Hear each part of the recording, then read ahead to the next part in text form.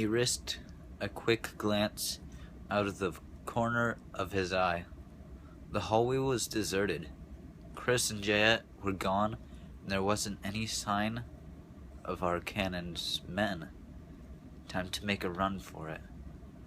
But Arcannon was already moving. He seemed to gather himself all at once, everything folding into his body, almost as if he were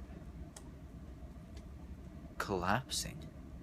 His arms thrust forward violently, and wicked black light exploded from his fingertips, shooting across the open space that separated him from Paxson. Paxson, acting without thinking, brought the blade of his sword up sharply to deflect the attack. Then something strange happened. A surge of heat burst inside him, and the black blade of the Sword of Lee flared to life, its length gone bright and reflective, its metal infused with greenish snakes that wove their way through its length. It happened all at once, so quickly that Paxson had only a split second for it to register before the sorcerer's magic struck, throwing him backward through the doorway and across the hall to slam into the wall beyond. But the magic expended by Arcannon did not touch his body or harm him in any way. Instead, it dovetailed into the blade of his sword and was absorbed as if by a sponge, sinking into the metal and disappearing. In seconds, it was gone. Paxson heard Arcannon scream in fury as he saw what had happened. He pushed himself back to his feet quickly, the sword still out protectively in front of him, the black metal live with the green snakes, its surface a bright and shining mirror.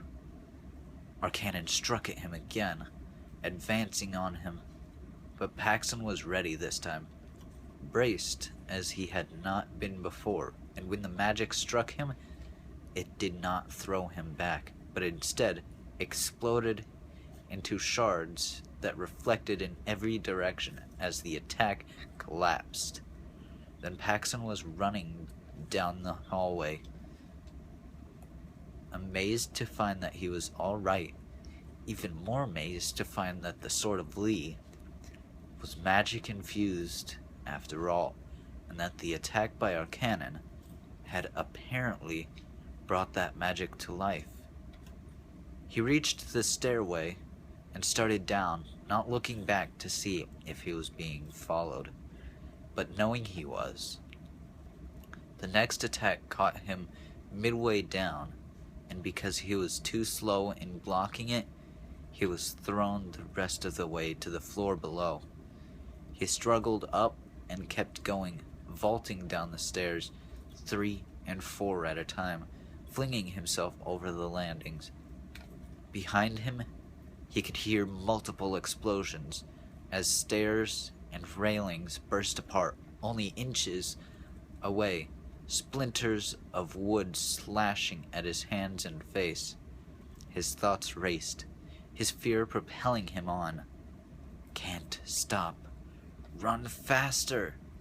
He broke for the front entry when he reached the ground level, charging right at the guard who stood ready to stop him. A section of the wall exploded, just missing his head as more splinters and a few larger pieces of wood flew past. He kept going. The guard blocking the way stood his ground for about 2 more seconds, and then flung himself clear, letting the Highlander pass without challenge.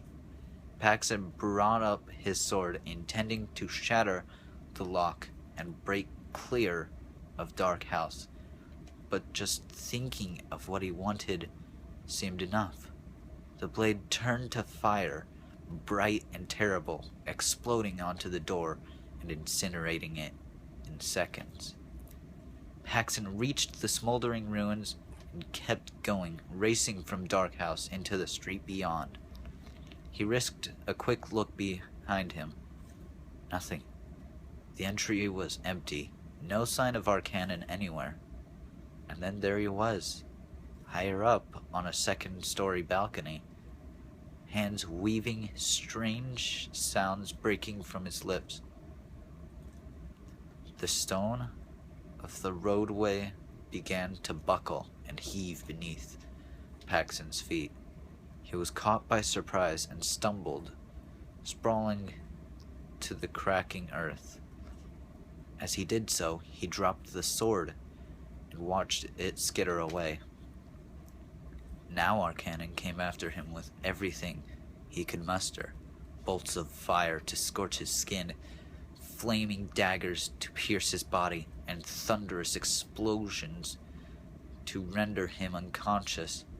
Somehow, through a combination of desperation and luck, the Highlander managed to avoid all of it, throwing himself aside, rolling away, and finally retrieving his lost sword. 1 sec.